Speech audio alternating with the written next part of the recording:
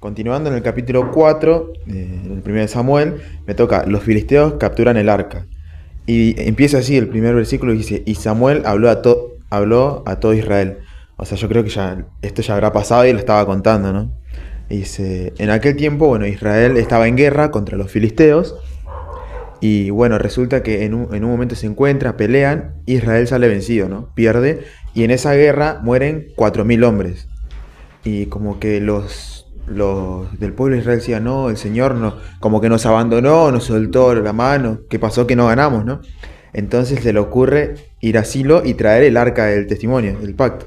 Y dice, los llevan, lo traen, dice, bueno, y empezaron a celebrar, como ahora tenemos la presencia de Dios, vamos a salir victoriosos. Y dice que se escuchó voz de júbilo tan fuerte que se escuchaba hasta el campamento de los filisteos.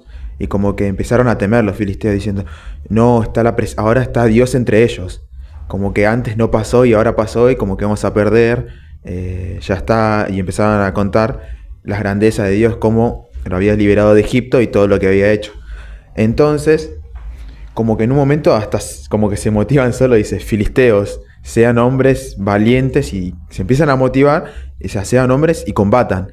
Entonces otra vez se vuelven a encontrar y en el campo de batalla y otra vez prevalecen los filisteos y esta vez matan a 30.000 hombres de Israel. O sea, ahora hubo una gran mortandad, dice en la Biblia, y asesinaron a un montón de personas, ¿no? En ese, en ese asesinato murieron los dos hijos de Eli, como ya había dicho Dios, y se llevaron el arca.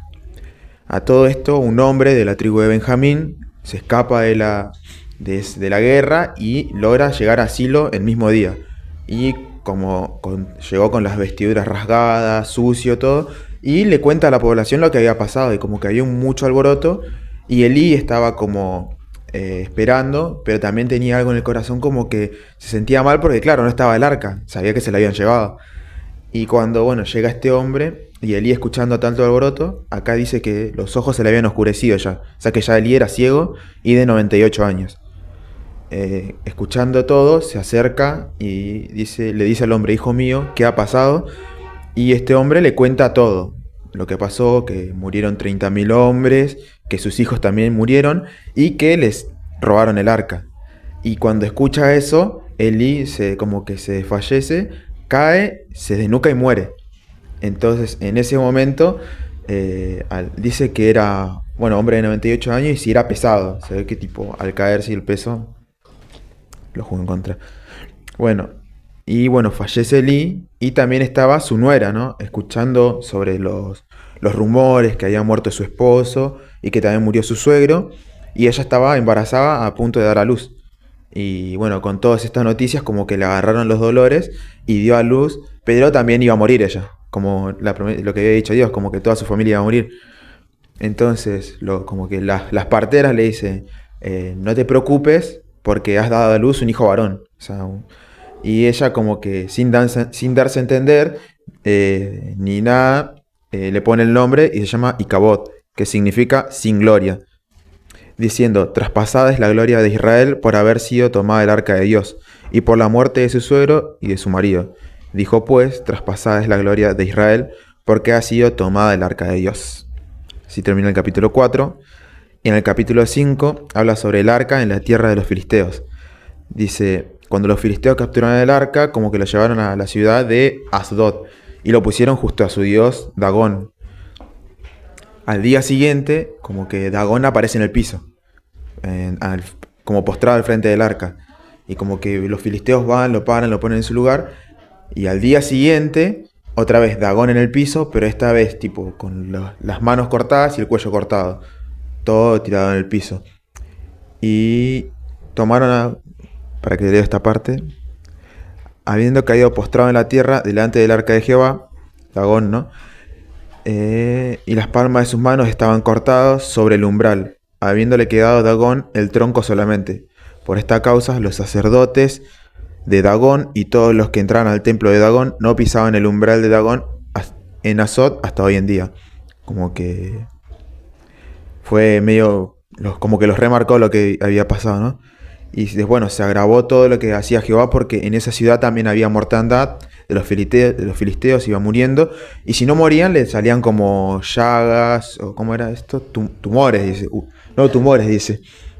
Y ta, entonces ellos hablan, hacen como una junta con los príncipes de los filisteos y decían, bueno, llévenlo a otra ciudad, a Gat. Y lo llevan y pasa lo mismo. Muertes, así también la gente se iba contagiando de tumores. Y bueno, lo mismo, la misma junta dice, llévelo porque trajeron para que nuestro pueblo muera. Lo llevan a Ecrón, también lo mismo, muerte y tumores. Entonces lo que deciden los filisteos es, hacen una última junta y dice, envía el arca de Dios a Israel y vuelve hacia su lugar. Y no nos mate a nosotros ni a nuestro pueblo, porque había consternación de muerte en toda la ciudad, y la mano de Dios se había grabado allí. Y los que no morían eran heridos de tumores, y el clamor de la ciudad subía al cielo. Y ahí termina el capítulo 5. Bueno, vamos con el 6, que se titula El arca del pacto es de vuelta a Israel. Bueno, el arca ha estado en la tierra de los filisteos por 7 meses. Los filisteos habían llamado a los sacerdotes y a los adivinos y le han preguntado qué iban a hacer para devolver el arca. Cuando los filisteos habían capturado el arca, ellos lo veían como que era un trofeo porque pensaban que era una victoria. Pero pasando el tiempo ha sido, bueno, como una carga. Y bueno, lo han conservado durante 7 meses. Después de esos meses, bueno, le han preguntado a los sacerdotes y ellos le han dicho, no le enviáis vacía, sino pagadle la expiación. Los sacerdotes filisteos, bueno, sabían que esto ofendía a Dios. Y bueno, y los sacerdotes le decían, entonces seréis sanos y conoceréis por qué no se apartó de vosotros su mano. Y los filisteos le decían, ¿y qué será la expiación que le pagaremos? Y los sacerdotes le responden, conforme al número de príncipes de los filisteos, envíen 5 tumores de oro y 5 ratones de oro. Esta ofrenda específica era para reconocer que ha sido Jehová quien ha traído las plagas a los filisteos. Haréis pues figura de vuestros tumores y de vuestros ratones que destruyan la tierra y daréis gloria al Dios de Israel. Bueno, reconocen que el juicio de Dios es una forma de glorificarlo al Dios de Israel. Lo tenían que darle la gloria a él. Quizás aliviará su mano de sobre vosotros y de sobre vuestros dioses y sobre la tierra. Bueno, los filisteos habían admitido de que Dios era el que ha juzgado a los dioses de ellos y que, bueno, tenía como con poder sobre las tierras de ellos. Y han confesado que Dios era todopoderoso. Pero igual no han dejado de adorar a sus dioses. Y el sacerdote le dice, ¿por qué endurecéis vuestro corazón como los egipcios y Faraón endurecieron su corazón? Después que los había tratado así, no los dejaron ir y se fueron. Tomad luego 2 vacas que críen, a las cuales no hayan sido puesto yugo. Tomaréis luego el arca de Jehová y los pondréis sobre el carro. Después, las joyas de oro que le habéis de pagar en ofrenda por la culpa, las pondréis en una caja al lado de ellos. Los filisteos eran suficientes sabios como para saber que no tenían que abrir el arca y colocar las joyas de oro ahí. Y si no, sabremos que no es humano lo que nos ha herido, sino que esto ocurrió por accidente. O sea, ellos querían saber si era Dios o no el que le ha mandado las plagas. Bueno, así lo han hecho los filisteos, han puesto las 2 vacas para llevar el carro y a los terneros encerrados en un establo. Después han puesto la carreta al cofre del pacto de Dios y las cajas de figuras de oro y han dejado a las vacas que llevaran las carretas. Las vacas han ido directamente a Bet-Semes. En ningún momento se han apartado del camino y no se han desviado de ellas. Los filisteos lo habían seguido hasta que estuvieran en Bet-Semes. La gente de ese lugar estaba cosechando trigo y cuando han visto que se acercaban con el arca se han puesto felices, le ha dado alegría. Después la carreta se ha detenido en una piedra que estaba en el campo de un hombre que se llamaba Josué. Y los ayudantes de los sacerdotes han bajado el cofre y la caja con las figuras de oro. Lo han puesto sobre esa piedra que han visto. Después los israelitas han tomado la carreta y la han hecho leña y han sacrificado a las vacas como ofrenda a Dios. Después, los 5 filisteos que han quedado a cierta distancia, han visto todo esto y han regresado a Ecrón. Los filisteos tenían 5 ciudades principales que eran Asdod, Gaza, Ascalón, Gat y Ecrón. Y por cada una de ellas han enviado figuras a los filisteos como ofrenda a Dios. Y por cada ciudad del pueblo han enviado un ratón de oro.